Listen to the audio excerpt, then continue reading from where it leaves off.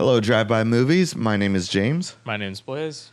Here's the show where we talk about what needs to become a movie ASAP and why isn't it a movie.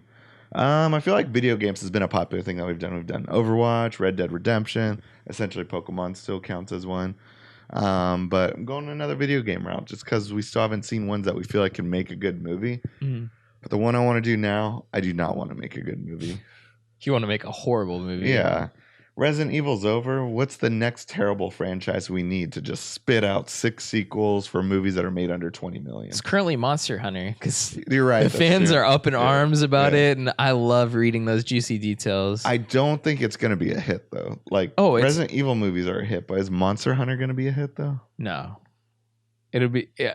I might have to watch it though. I might have to go to the theater. I think they'll be a hit overseas, and that's the thing with the Resident Evil movies. But they did start out as hits in the US, but then they just turned into a global thing instead. But they would still release them. But here I think they're going for the opposite and just hope it does well in the US. Yeah. But here's something where I'm just like, let's just go for schlock, and that's Perfect Dark, I think.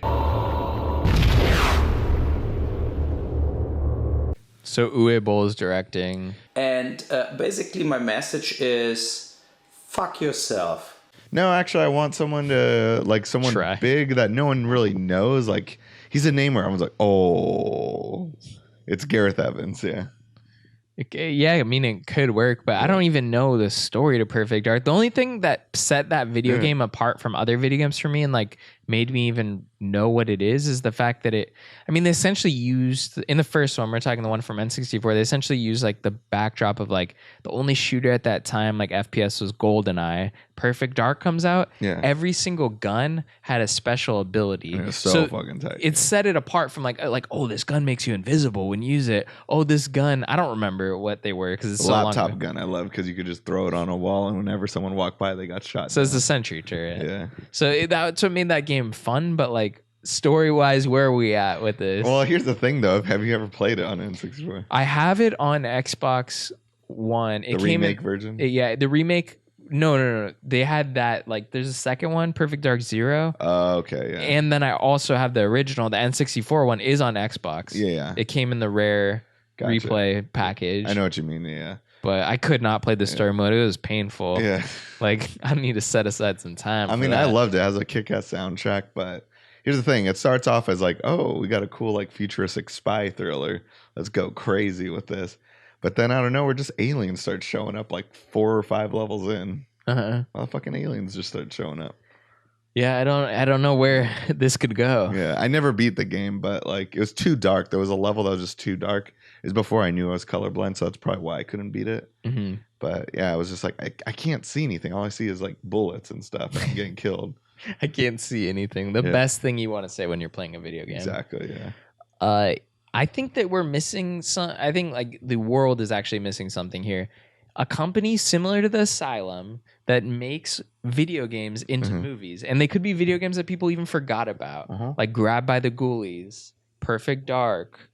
Everyone forgot about Rampage, but then Rampage had to come back with The Rock. If it was the Asylum who did it, everyone would be oh yeah, I kind of remember that game. But they don't have to have stars in it. It just has to be that the movie title is the main star of the film, where you're oh, I'm going to see a Perfect Dark. Yeah. And you go see it, I don't even know what the original game's about, and I don't know what this movie was about, and I just saw it. That's got to be the attitude you have coming out of the movie. I need to clarify something. I said nobody remembers Rampage. I guarantee there's going to be a YouTuber comment who just doesn't understand our Well, I remember Rampage, so how dare you, sir? I remember your Hocus Pocus video. People are coming out. You're what the fuck? Nobody watches this movie anymore. It's on cable every year. What the fuck? We're joking around. We don't have cable. So I'm just clarifying. We fuck around. We dick around on here and shit. But, yeah. But Perfect Dark is a one, though, that I feel not that many people do remember. If you do, awesome. But message to all the haters. Yeah. I'm sorry I didn't remember every single plot point from Hocus Pocus. I'm sorry I didn't know that Hocus Pocus screens all year round. Currently, the only knowledge I had about Hocus Pocus making that sequel was the fact that it all I knew was that the 20th anniversary. That's literally all I knew. I had assumed no one had watched it for 20 And apparently they made a made-for-TV special version of it. Yeah. Cool. Yeah, cool. I didn't catch it. Yeah. Maybe I will. But you don't need to just burn me at the stake Yeah. for making a couple silly mistakes. Yeah. Link at the bottom for that one. Yeah. But back to Perfect Dark. So, I mean, Gareth Evans, why I want to bring him in. I still haven't finished Apostle. It's a 3-hour movie, so it's hard to fucking finish. The odds of you finishing that dwindling by the second. Yeah. But I loved it, though. The action was cool. The scary factor. You loved it enough not to finish it? Yeah, well, I just keep forgetting about it. But then also, I mean, of course, I love the Raid movies. Everyone does. But I just want to see what he would do with like crazy sci-fi action and everything. But also going for schlock though, because he hasn't really gone for schlock. He's gone for like seriousness.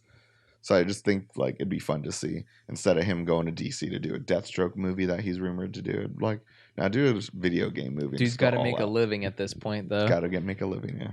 I think that's the issue. It's just been taking so long to get things off the ground. Yeah. Like it took. How long did it take for Apostle after Raid 2? It's just yeah, it's been a while. And there's no way that Apostle, like, because a lot of those Netflix movies, the contracts are just done after the paycheck. It's just a one movie thing. It's a one. It will. I mean, the contract's done. You're not getting any royalties ever. The royalties are for life at Netflix because it's part of that catalog now. Yeah. So they're not like, it's not something where you go and make. I'm not saying like a Deathstroke movie is gonna be it, but the rights for that will always be out there somewhere. Yeah. So there's still like some money coming in at some point. Right. It might not be anything, but at least with Netflix, the option's not even there. Right. Yeah. You know? So. But yeah, let's get Gareth Evans to get him that check then. Sounds like he needs it. I think Perfect Dark's the check. Let's get the asylum behind this to just make sure everything's in tip-top shape. I was going to go with Sony, though, just because I hate Sony like more than anything, I feel like. But Resident Evil ended, so like let's see them pick up this franchise. Are they doing Monster Hunter? Not that I know of. I mean, I wouldn't be surprised just because that? it's the same team as the Resident Evil movies, but I think Sony's just the distributor. They're not really the production company behind it, but I think that's the same though with Resident Evil movies, right? Like I think he does everything with his own production company and then comes back to them and they do the distribution and like all the back end stuff. Yeah. I don't know. So let's see them do. So you want to see the Asylum do Perfect Dark really bad? No, I mean that's fine. Yeah. I was just joking. It could be with a better budget at Sony, but I feel like at the end of the day, if you have Asylum do it and you have Sony do it, and you still have Gareth Evans involved in both, I don't think there's going to be much of a difference. Besides, the budget might be less. We've already seen Gareth Evans on a small budget, so it's not like I think he would know how to handle a small budget. Right. Like I think he could blow an Asylum budget like up where their bookkeepers would just be like flabbergasted. They'd be like, "What's going on? Yeah. Like, how did we put in the same exact movie money to like this Perfect Dark movie as we put into Lavalantula, and this movie is so much better than Lavalantula." Right. You know. I feel like they'd have to. I feel like they'd have to shut down if like he worked there. Yeah, you know, they would literally be like, "We can't release this movie. Yeah. It's too good, and it has no right to be." How dare you? I want to see this. So my plot though is like it's the first level of the game. Essentially, I want it to be a low budget where it's the main girl. I think her name is Jill. Sorry if I'm wrong. But she goes, she lands on a helicopter onto the roof of the building. I do remember this because this is the only level I played recently. And she works her way to the basement. And the basement is where she like gets into an alien like savagery, where you think it's like, oh, it's just her killing a bunch of soldiers, trying to work her way to the bottom. And eventually there's aliens down there. So it's like the Raid Redemption. I know, I was going to say, I see where you got the idea to do the Raid Redemption because it's the opposite. Yeah. And then starring wise, I mean, I really wanted to bring Britt Marling just because like, oh, I love Britt Marling. But like she's about to be the next big thing. I feel like with the new Terminator movie that James Cameron and I think I forgot the guy's name, but the guy who did Deadpool. They're collaborating on that. So she's gonna be a big hit name, I feel like. So I feel like Zoe Kravitz, everyone knows who she is, but she hasn't been a face of a franchise yet. So I'd like to go with Zoe Kravitz because it has to be someone with short hair. And she rocks the short hair, so and you can't cut hair. Yeah. So I mean, some people do rock it, and you don't know it until you see it. Like, who would have thought Charlize Theron? Well, never mind. Charlize Theron's always kind of had short hair. Mm-hmm. Well, she's had long hair a lot. I like the idea of Zoe Kravitz. I think you're onto something there. I would love to see her in like a big movie. She's been in a lot of littler movies. She did a great job in Mad Max, and this could be the movie for her. Yeah, and Dope, also one of my favorite movies 3 years ago. Definitely. So yeah, that's it for this week of the movie, guys. Hope you guys enjoyed it. Let us know in the comments what you think we should make into a movie. Hope you guys are ready for some of the changes we'll be having up here soon. This could be our last episode. Tune in though soon because we'll have a big reveal about who's replacing us. Right. Or who got fired. Who got fired, basically. One of the two of us. We're going to do rock, paper, scissors. See you next time, but maybe not.